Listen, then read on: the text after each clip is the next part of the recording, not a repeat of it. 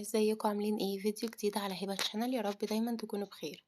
النهارده هنعمل بقى وصفة سهلة كده، مش هتحتاج بقى وقفة مطبخ كتير او بوتاجاز وفرن والحر وكده.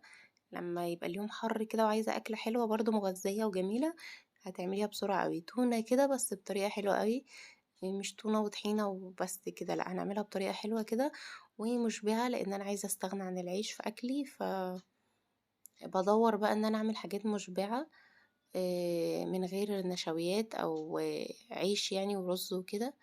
ففكرت اعملها كده وطلعت حلوة قوي.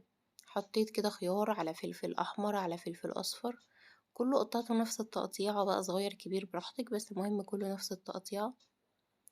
عايزة اقول لكم دي حلوة. تعمليها بقى طب الكمية اللي انت عايزاها، بس حلوة ان هي مشبعة، مش يعني هتاكلي مثلا الخضار والتونة وكده. خلاص انتي مش محتاجة عيش يعني. العيش طبعا بيشبع جدا، بس انا عايزة استغنى عنه شوية.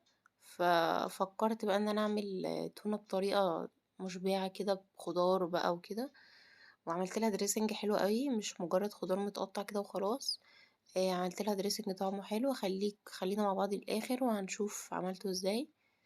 انا هنا قطع خيار وفلفل الوان، لقيت ان انا الاصفر قليل يعني فزودت حتة كمان، وجزرتين صغيرين كده قطعتهم نفس التقطيعة برضو.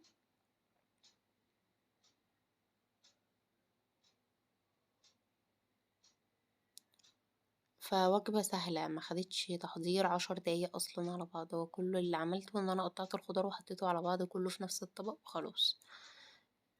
يعني ما خدتش اي وقت. جربيها لو انتي اصلا بتحبي التونة، جربيها بالطريقة دي ممكن تعجبك.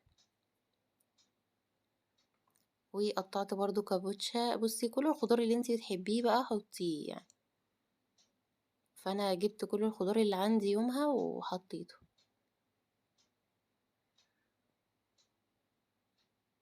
وحطيت بقى الكابوتشا عليهم كله كده في طبق واحد. واخر حاجة هحطها آه، الذرة الحلوة دي اللي هي بتتباع في السوبر ماركت في علب كده.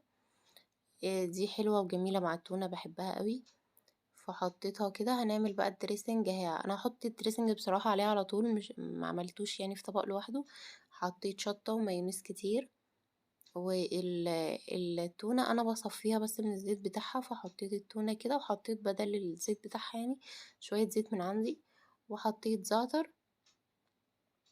هو انا بس ما عملتش الدريسنج لوحده، فهقوله لكم تاني. هو زيت زيتون ومايونيز وزعتر وكمون. ولو عايزة ليمون بيبقى حلو معاها برضو، بس انا مش بحب الليمون يعني فيها. بس الليمون بيبقى حلو مع التونة عامة. وحطيت بقى شطة تاني كده عشان تبقى مشطشطة وحلوة. وبس كده، سهلة وبسيطة وما خدتش اي وقت خالص، ولا فرهدة في الحر ولا اي حاجة. لما يبقى اليوم حر كده اعمليها لهم على طول.